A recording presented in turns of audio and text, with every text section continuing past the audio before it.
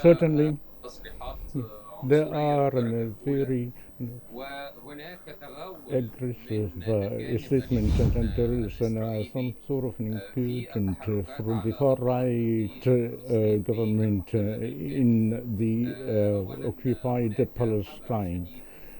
There is a very caution with respect to the upcoming phases, even the first phases and the swap of the Palestinian detainees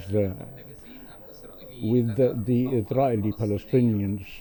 detained in the Palestinian resistance, and there is some sort of a compensation to what we call the stoppage of the war machinery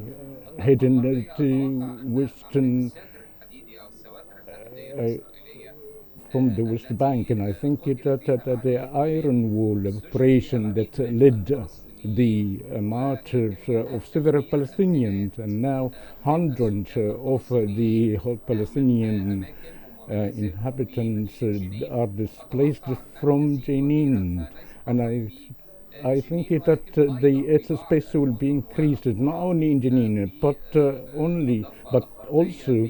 through the villages of the West Bank, and it is some sort of compensation to Semitic and the far-right factions in the Israeli government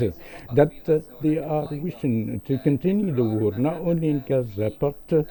the repetition of what happened to Gaza and to be coupled once again in the West Bank. The release of some of the extremists of the settlers, in addition to what they are, seemed that embedded hint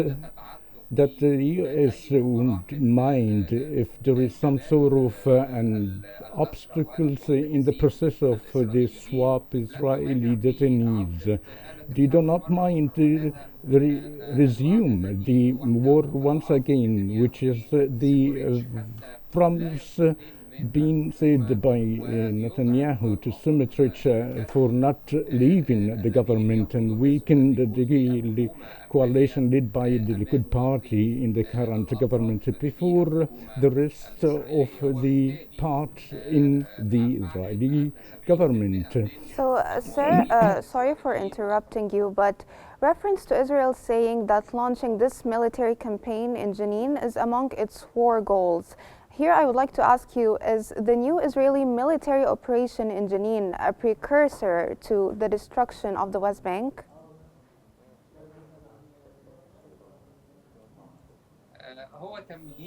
It is a pre-attempt to try to annex Palestinian territories, whether they are establishing new settlement of Israel or to put what is called the buffer zone that Israel claims that is a necessity in protecting the settlers in the occupied Palestinian territories, and therefore, yes, I think it is an attempt of annexing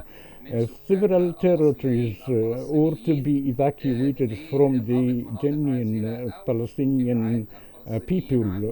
or to evacuate or displace the Palestinians from their homes and creating a new reality that the Israeli plan of settlement is to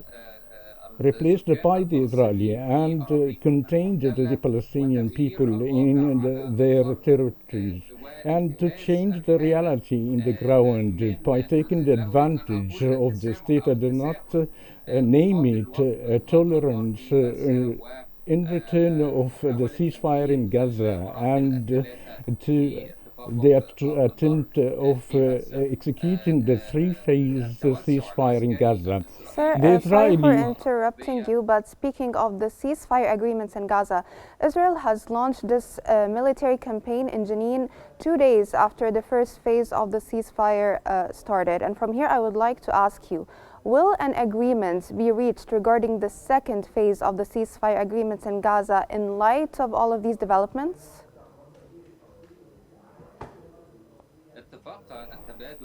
the swap agreement, despite the restraints of Israel and the pursuit to expose the names of the female detainees, the Palestinian Authority stated to release the civil female detainees in the upcoming Saturday, or I think it's Sunday. Therefore, so the attempt of Israel to regain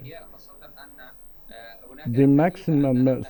number of the neighborhood, the thing that 25 out of the 35 of Israeli detainees in the detainees detained by the Palestinian resistance. In addition, they may interpret any delay or attempt due to the hard security situation in Gaza Strip and the return of the displaced from the south in the center to into the northern side of Gaza. Particularly in the upcoming Sunday, the return would start either through Salah ad-Din or walking in feet or during the feet amid of very restricted exceptions by the Israeli occupying forces for the Palestinian that their homes were demolished in the Gaza Strip, either in the north, south, or in the center of Gaza. The matter here is related to the extremism way of Israel of not allowing any features that the far right might threat Israel in the future, and we see. Hence, we see that there's some difficulties, and the great Egyptian role, and the sponsored countries such as Qatar, in addition to the United States, from the center that was established in Cairo to facilitate any obstacles before the execution of the ceasefire agreement, either in the first phase that some would think it is easy, or within the second phase that would have more difficulties, particularly that they wish to return for all the Israeli detainees and do not reveal Lastly, of sir, them sorry number for of the interrupting you due to the shortage of time, but lastly, I would like to integrate Donald Trump into our conversation. Could Trump pressure Netanyahu to finalize a permanent ceasefire in Gaza?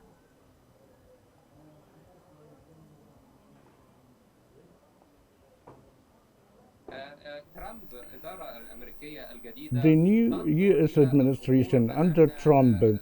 sees the matters that Trump to be the peace sponsor